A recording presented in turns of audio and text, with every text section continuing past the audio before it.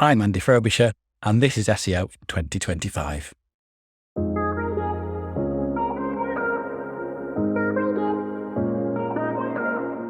Andy, what's your number one SEO tip for 2025? It's time to get serious about the internet and energy consumption. Okay, so why and what companies are doing a better job than others at the moment? Well, the internet uses a serious amount of energy. Probably a little bit of a backstory into this, first of all. It was estimated by 2023 that 2/3 of the world's population had access to the internet.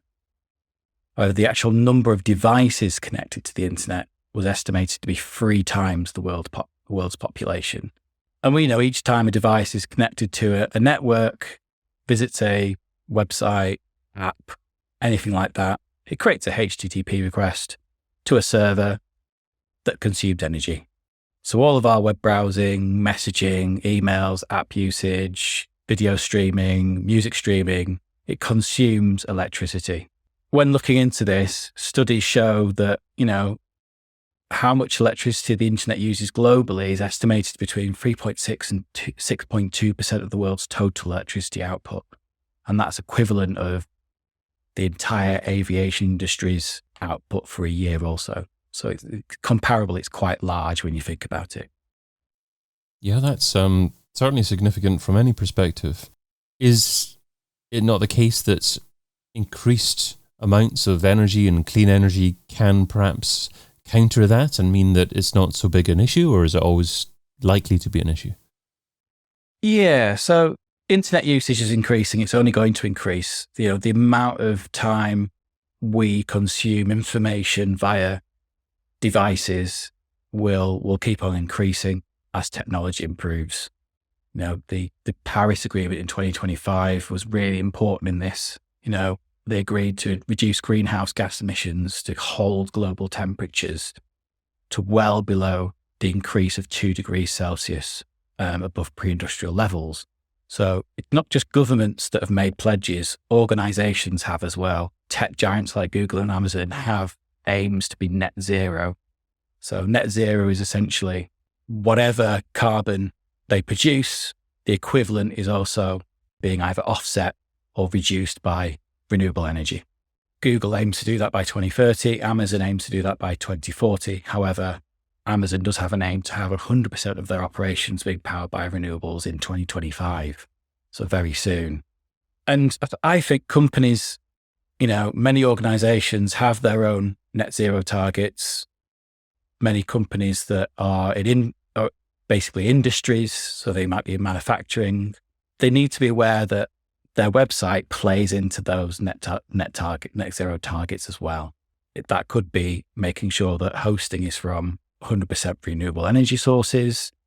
It could be just making sure that they are optimizing their website as much as possible to reduce the amount of resources that the server has to do, especially if they're looking at an SEO strategy and looking to increase the amount of visits to their website. The less data a server needs to bring back, the less energy it's going to consume, essentially. So I predict that, over the next 5 years, Google's probably going to take more importance into page speed and the overall sizes of pages. And I think it's going to adjust the weighting in its algorithms for things like mobile page speed and core web vitals. So is there a nice ethical reason for doing this? Or is there, in many cases, a positive business case for doing it? I think it's both, isn't it? I think consumer change there's going to be a change in consumer habits. People are going to be wanting to see policies from companies that they have net zero aims and that the internet is covered in part of that. People will become more savvy to energy consumption and their consumption of the internet. I think more and more hosting providers are already providing 100% renewable alternatives. There are hosting companies that focus on that already as a USP. Most are now starting to offer that as a different option. implementing a caching policy as well will reduce that. So I think there's going to be consumer interest in it, but also it makes the web a better place, because a faster loading website that's easier to navigate and is going to have happier users, which is only a good thing, really. Thinking about it, I think you're absolutely right. I think it's something that long term consumers are going to possibly change their perceptions of. Because if you think back 30, 40 years ago, it was socially acceptable to smoke inside. Mm-hmm. Now, you wouldn't imagine in most countries people doing that. Yeah. Until quite recently, it was acceptable for children to walk past petrol and diesel cars. Now, parents are thinking about exhaust fumes and about fumes from exhaust that are actually affecting other people. Something that I'm thinking about at the moment is the amount of packaging and deliveries, and it's so easy to get in a throwaway society, so many deliveries from obviously Amazon and other places as well. Yeah. And I question the real value of so-called recycling and just single-use cardboard boxes, for example. I would like to see packaging that is actually reusable in itself, because surely it uses a lot of energy just to rip something up and just use it one time. So I think that's consumer mindset about things like that nowadays. And I think from what you're saying, I think it's likely that although it might not be a factor at the moment in the majority of people's minds, people could become more aware of the fact that all their activities on digital devices is wasting energy or using energy, and perhaps there could be more of a negative thought about that in the future. Is that something that you obviously think yourself? Yeah, exactly. I wrote a quote here, although I don't think it's going to have an immediate impact now. I think it's smart enough to start thinking about how to prepare for it.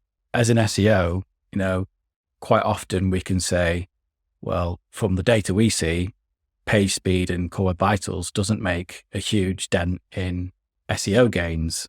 However, it doesn't mean that might not be the case in the future.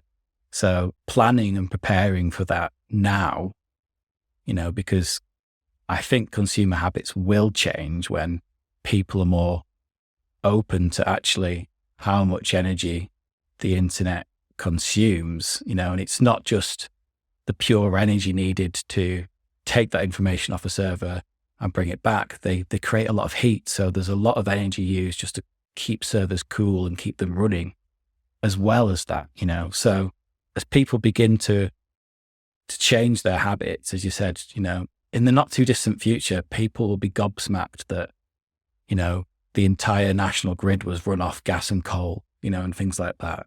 That's how I see it, and we're not that far away from having 100% renewable energy. Although I do believe the UK hasn't committed entirely to that, because there's still areas that are reliant on coal and gas in some areas. So I just think it's going to become really relevant in the not too distant future. Okay, so an SEO is listening to this and they're thinking, okay, I want to start future-proofing our website. We've got a big corporate website here, and there's a chance that we could make many efficiencies. So does this mean reducing the size of pages, of web pages? Are there any other best ways to reduce what we're doing in terms of sending different requests to servers and reduce page speeds in 2025? Yeah, the first thing is look at your hosting. Can you ensure that your hosting comes from 100% renewable energy, or can you look at carbon offsetting? So offsetting some of that usage of carbon from your website traffic and hosting through other means, like, for example, guaranteeing to plant a certain amount of trees over a certain amount of years that will capture a certain amount of carbon. Implement a caching policy. So especially for e-commerce, for example, if you've got high traffic e-commerce store where people are browsing, caching pages. So each time someone's looking at a product and going back and looking at something else, every time they're flipping to and forth, that's cached in the browser, and you're not having to constantly make further requests to the server. Those are simple things that you can start having conversations about now.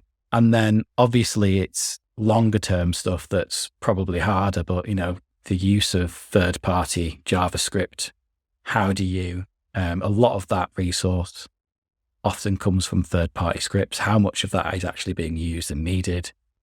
Making sure that unparsed JavaScript that's not actually being used within the page load is minimized. So there's JavaScript things you can do. Obviously images, every time I audit a website, image sizes and huge images are often always a problem. Make sure that images are appropriately sized and use next-gen formats. Videos as well, consider maybe if you're hosting videos on a website, maybe consider that as in standard definition instead of HD, because obviously the bigger the video file, the more resource and energy that's also going to consume. Are there any pieces of software that you can recommend that would help to easily identify the biggest, quickest wins in terms of reducing energy usage? There are websites around that will estimate how much energy consumption your website will actually use. Off the top of my head, I don't know them, but if you Google, obviously, website carbon calculator, you'll get a few results, and that's a good place to start. Can something like Core Web Vitals help as well? Yes. So I was going to get onto that. So essentially, once you're realizing how much potential carbon you're creating, you can then begin to figure out how you can either offset that or reduce it. So simple tools such as Google Search Console, which has your Core Web Vitals information in it and provides some really good information around starting places to reduce the sizes of pages and the amount that's being loaded in. You can also use Google's Page Speed Insights for that as well. And Google Chrome browser in itself has these tools built in. Another tip that I would say is you can get a free API key from Google, and with that API key, you can plug that into tools like Screaming Frog, Ahrefs, Sitebulb, many others. And those crawlers, those tools will do is pull in your Core Web Vitals page speed data at regular intervals, and you can then build a report and build a picture over time of, if you're actively working on these, how that's progressing, and you can begin to see a picture of improvement over time on those as well. Now, obviously, if an SEO wants to start a big project on this, then their manager, their director actually might turn around and say, okay, tell me financially how much this is worth. And I remember a study a long time ago, or some leaked information going back to 2006, where Amazon found that every 100 milliseconds in added page load time, it cost them 1% in revenue. Are you aware of any other studies that offer similar insights that SEOs can use to justify why they're focusing on this? I couldn't tell you a study off the top of my head, but I think most people know the longer a page takes to load, especially on mobile, the longer it loads, the more chance a user is essentially going to navigate away back into Google and find something else, because people aren't going to wait around to get the information they need. So the quicker you can serve that to users, the more likely you are going to convert. So what you'll tend to see is slow loading pages on mobile will tend to have a higher bounce rate, will have lower engagement rates. So when you're looking at SEO with user experience, that's when page speed becomes really important, because I know I'm not going to hang around and wait for something to load for 8 seconds. If I don't have that page fully loaded in a couple of seconds, 3 seconds, it can be irritating, especially when you really want to find something out and you're researching, or you're in the middle of decided you want to buy a brand new bike and you're really deep into the research. If you don't get that information, you'll go find it somewhere else. Absolutely, and it's all relative, isn't it? I mean, if everyone's used to 3-second load times, but then there's a website that loads in 1 second, you're going to go back to that website because it's a better experience. Yeah, absolutely. If an SEO is struggling for time, what should they stop doing right now so they can spend more time doing what you suggest in 2025? Yeah, I had a good think about this, and I think link building's a big topic at the moment, and relevance is a big topic. And I think that, spend less time building a large amount of links, actually spend a small amount of time building the most relevant type of links, and utilize some of that time doing things like this. It could be as well, if we know that the disavow tool in Google Search Console is going to expire at some point, if you're spending an hour every week updating your disavow file, you'll get some time back, less time in meetings that are going to either you're not going to be that particularly involved in, or you're not going to get anything out of. From experience, spending hours in meetings each week that you're not needed, I think everyone needs to get better at ensuring that their time is best used. The amount of time you can get back by just not attending meetings is unreal. Andy Frobisher is a freelance SEO consultant, and you can find him over at andyfrobisher.com. Andy, thanks so much for being part of SEO in 2025. Thank you. I've been your host, David Bain. Get your copy of SEO in 2025, the book, over at SEOin2025.com.